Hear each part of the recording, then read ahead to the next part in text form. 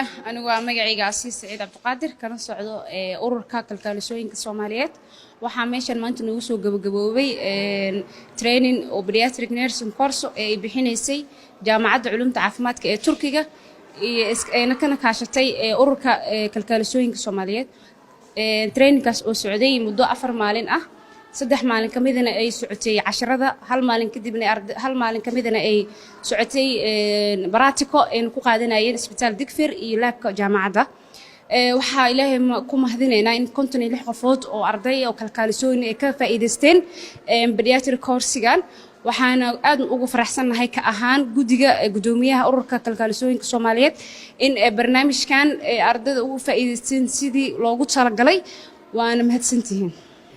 Fakültemiz tarafından pediatri hemşireliği kursunu 56 kursiyerimizde tamamladık. Kursa destek veren ve katkı sağlayan sayın hocalarıma teşekkür ediyorum.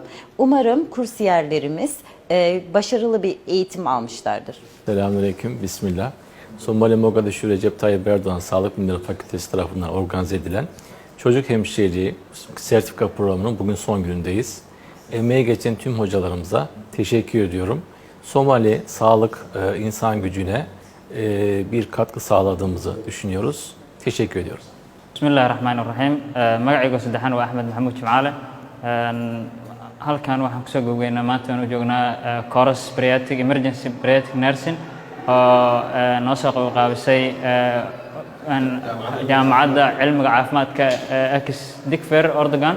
aad baan ugu mahad celinaynaa wax badan baa kasoo faa'iidnay kooraska 4 maalin buu noo socday 3 maalin oo kamid ah 10 kala duwan aan soo qaadanay hal maalin oo kamid ah waxaan qaadanay practicadaas oo isku jirto qayb oo jaamacadda ay leedahay ardayda practicada maadaama ay tahay jaamacad caafimaad lagu barto iyo in kamid ah isbitaalka oo aan la geeyay oo saacad kamid aan ku soo qaadanay oo aan soo aragnay caruur maadaama aan qaadanay kooras oo ah bariatric aad baan ugu mahad celinaynaa dhammaan maamulka iyo macallimiinta oo noo soo qabtay kooraskan oo ka socda jaamacadda caafimaadka Akis Digfir waan u mahad celinayaa wax badan aan ka faa'iidnay waan la soo koobi karin